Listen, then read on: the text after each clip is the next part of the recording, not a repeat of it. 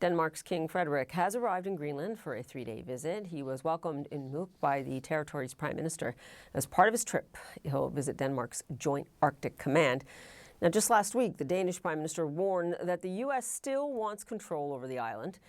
Tensions reportedly flared between Mette Frederiksen and U.S. Senator Lindsey Graham at the Munich Security Conference. Jeppe Kofod is the former foreign minister of Denmark, and he joins us now from Copenhagen. Good to see you, and I thank you for being with us as Greenland and Denmark still continue to be on the mind of many.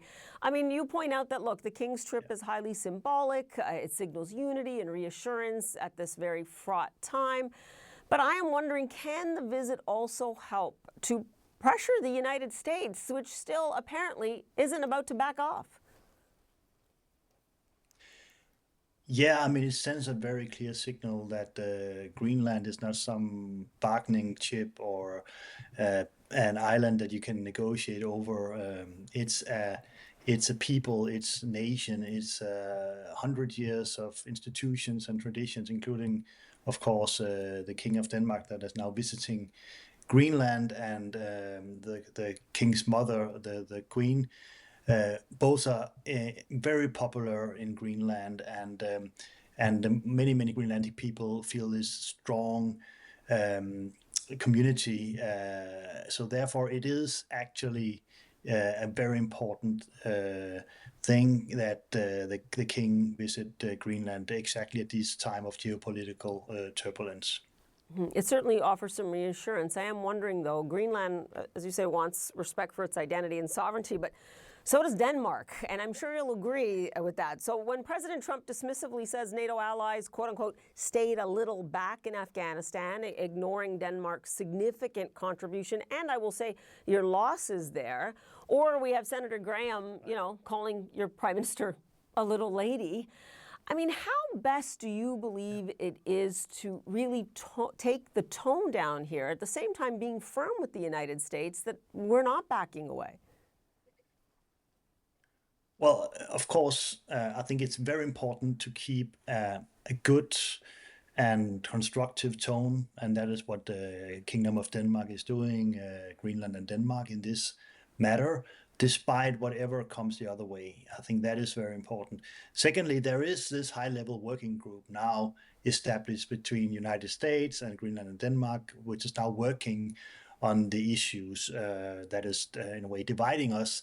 And therefore, there is a diplomatic process ongoing, but that doesn't mean that the discussion over Greenland is ended or anything like that, as the Prime Minister of Denmark has said.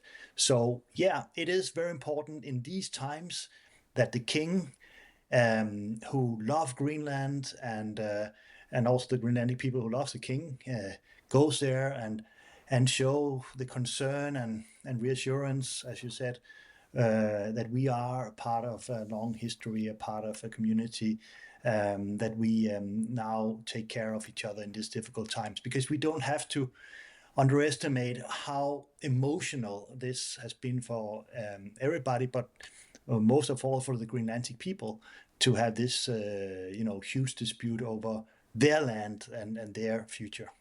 Yeah, and kind of it comes out of nowhere, and I'm sure there have been a lot of sleepless nights over it. I do want to ask you, what can Denmark and Greenland do if the President Trump, refuses to back down and begins a campaign of retribution? Now, look, he has said, he's not going to entertain any military action, but he can certainly do a lot of other damage.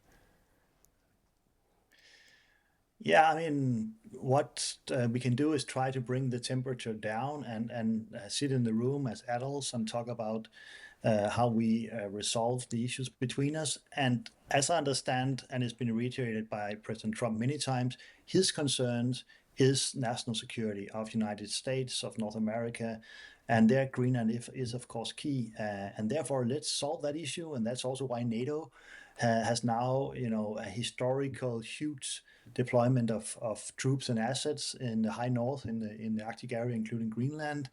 And the Arctic Sentry, this new operation is taking place, and U.S. is part of it with NATO allies. So I think on that front, there is a good development. But of course, it doesn't mean that White House Trump will step down from his wishes to take over Greenland. Unfortunately, not yet. And given this, how important is it that NATO allies, EU allies, are upping their contributions to defense? I mean, look, I visited with Danish troops in Afghanistan where they were there, and I understand in terms of that long tradition. So how much does it mean to you that other allies, most of them, are now coming to the table? It means a lot. And as you know, in Europe, among NATO allies, most people are talking about the Greenland moment where, you know, what with the way that President Trump treated this issue was such a division that has shaken the trust and credibility of United States and Europe, even for the most transatlantic people in Europe, for the ones who are proponents of a very strong transatlantic alliance. So I think you will see that Europeans will come together. We already are very much together, EU and NATO countries. And also, as you alluded to, Afghanistan. I mean, we have veterans, like you have veterans in the United States. We have families that lost their dear ones in Afghanistan, and per capita, Denmark suffered actually even more than the U.S. In the operation in Afghanistan. We were there in Helmand in the most dangerous and difficult environments with the United States, with UK and other key allies. Not only risking but also paying the highest price for defending our freedom and defeating the terrorist threat. So that is something that is painful in Denmark. I can tell you that it start questioning what veterans and what troops did, because they made a big difference in Afghanistan with United States. Yeah, it certainly did reverberate there in Denmark and beyond with those other allies. We will leave it there for now. Jeppe Kofod, thank you so much. Appreciate it. You're welcome.